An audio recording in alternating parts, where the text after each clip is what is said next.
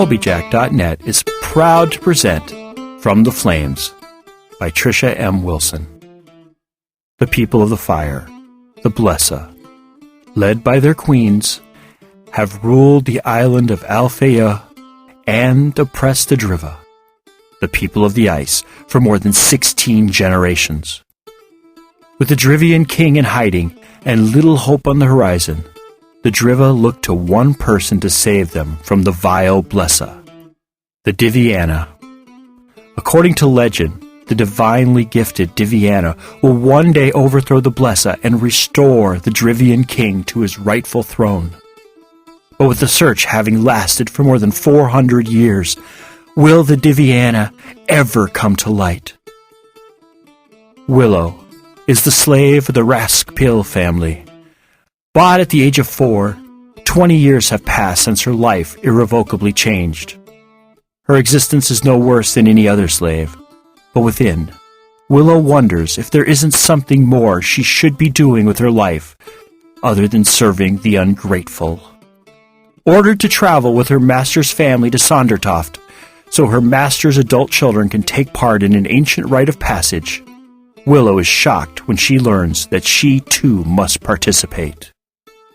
Will she fail, as all before her have? Will she rise to the challenge and become stronger after passing through the flames?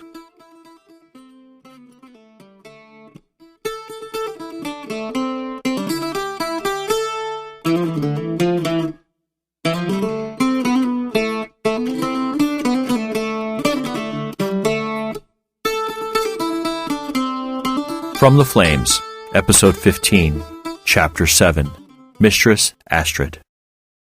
Standing outside the front door of Mistress Astrid's home, Willow couldn't help but wish that she was with the four walking to the village. After they had docked and everyone had gotten off the ship, the four had started their hour-long trek. Willow had been worried about their safety, but Hawk put her mind at ease. The torches they carry will light the way. They know the way very well. They won't get lost. This land is protected. They are in no danger. Besides, Mistress Astrid is very fond of the townspeople and would never let anything happen to them, Hawk had said. While she was relieved that they were safe, the imposing structure in front of her and the encompassing darkness made her nervous and a little scared. Evidently, Hawk sensed her trepidation because he said, "You have nothing to fear here. Mistress Astrid will welcome you with open arms. She may seem intimidating, but deep down she is very caring." As they had walked toward the front door, they had passed along a path lined with very tiny buzzing lights. They reminded Willow of the fireflies she had tried to catch when she had been very young. That was before she had become a slave and fun was no longer permitted. Outlining the large, gleaming double front doors were more tiny lights, except these weren't moving, and the light they produced was of every color of the rainbow. "What are they, the lights?" she asked, not taking the step that would put her directly in front of the enchanting door. "Mistress Astrid's doing," Hawk replied, moving in front of her. Turning one of the large animal head knobs, Hawk opened the right door, revealing a long, bright entrance hall. Willow didn't move. Even from outside, Willow could see that the house was huge and magnificent.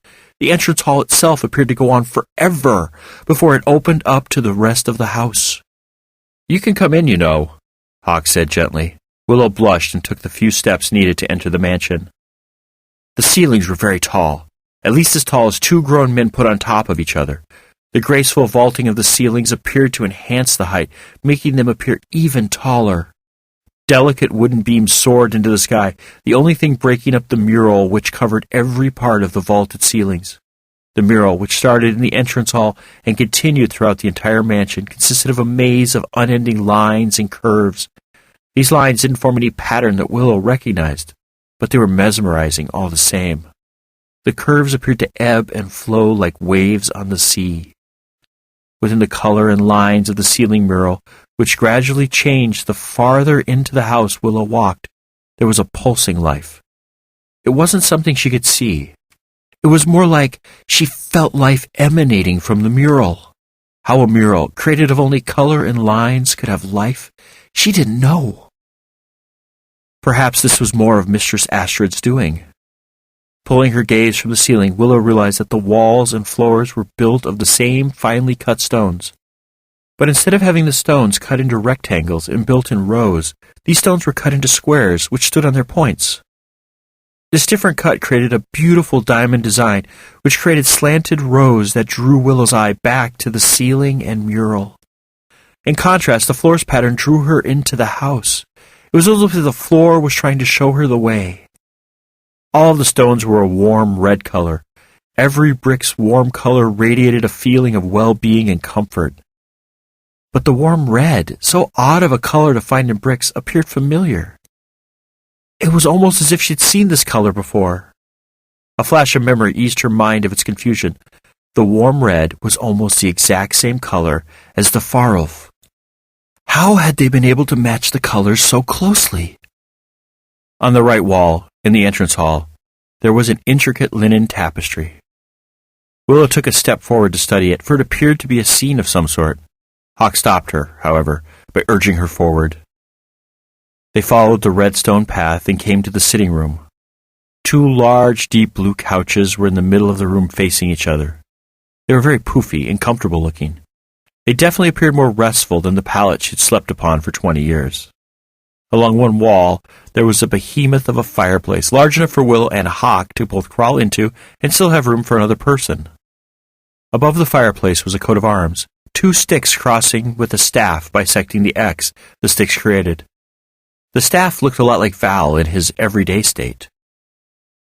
A stained glass window was on the wall to the right of the fireplace. A delicate blue flower stood tall and proud in the center of the window.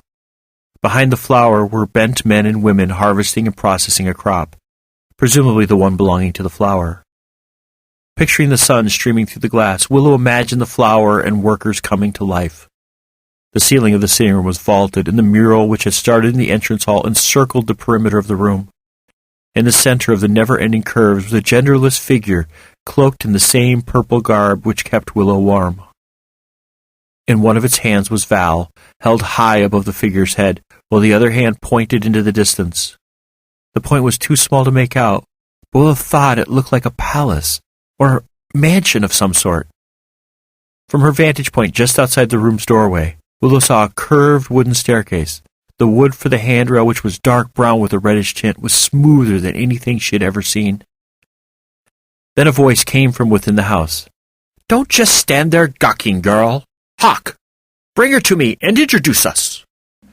"Follow me, Willow," Hawk said, stepping in front of her and walking down the red stone-lined hall. Staying as close to him as possible, Willow heard Val say, "That voice sounded familiar. If I didn't know better, that could be the Astrid who helped create me." "Well, you'll be able to see for yourself once we meet this woman," Willow said. Hawk stopped about halfway down the hall, outside of a thick wooden door. Hawk knocked once before opening the door and stepping back, waiting for Willow to precede him. Willow took the few hesitant steps needed to enter the spacious room.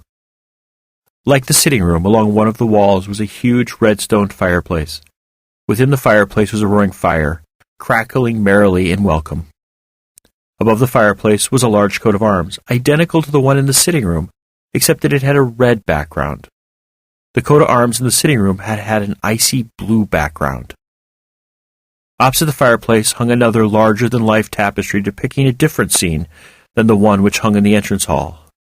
The outside wall had a series of windows in succession, while the edges of each window showed tiny scenes of peasants working, and 2 women hunched over a cauldron. The rest of the windows were crystal clear.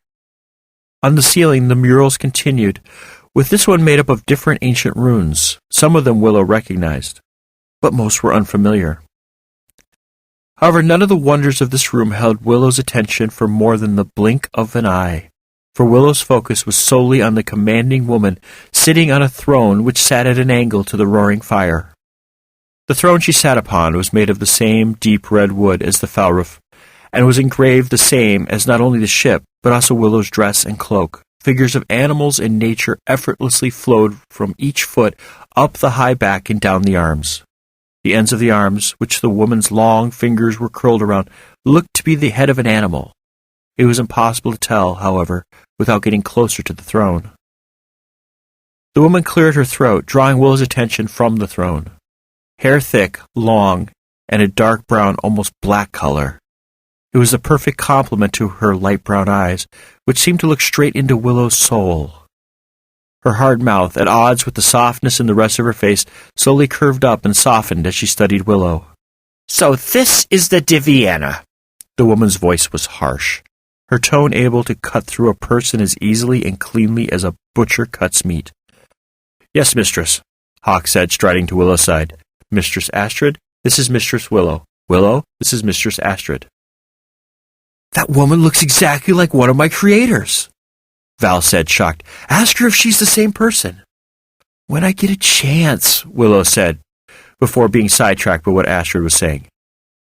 "Tis, boy, what have I taught you about addressing people? You'll remember to address her properly or receive punishment," Astrid said, her eyes sweeping over every inch of Willow, not missing even the tiniest details. "No," Willow said, speaking for the first time since she'd entered Astrid's presence. "You will not punish him. I have requested that he call me Willow, just as Valdis has requested to be called Val. Hawk has graciously consented to the informality, and you, nor anyone else, will punish him for it." "So you do speak, child," Astrid said, sounding pleased to have received such a response, "and protective of whom you consider your own. Or are you so protective of all the world's peoples?" "I don't know about the rest of the world. As to those who have helped me and earned my respect and trust, I would move mountains to keep them safe." The words came out of Willow's mouth before she knew it. She'd never felt such strong emotions before. Maybe it was because, in all her life, not a single person had ever protected her from harm or ridicule.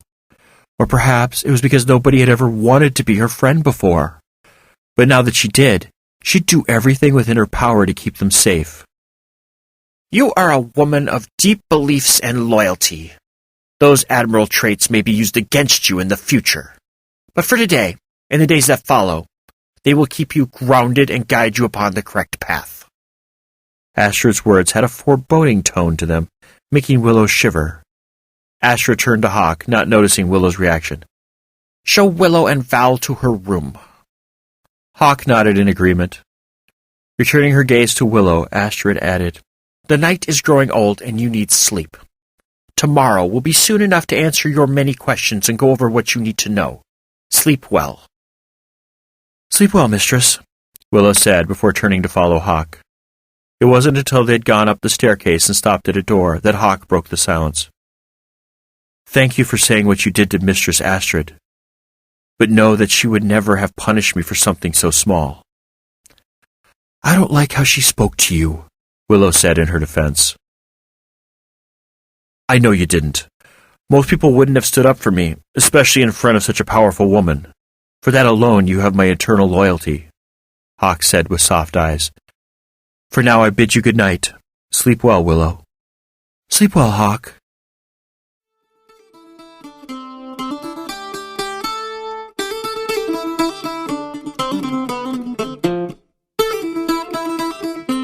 This work is released under Creative Commons Attribution, Non-Commercial, Share-alike license.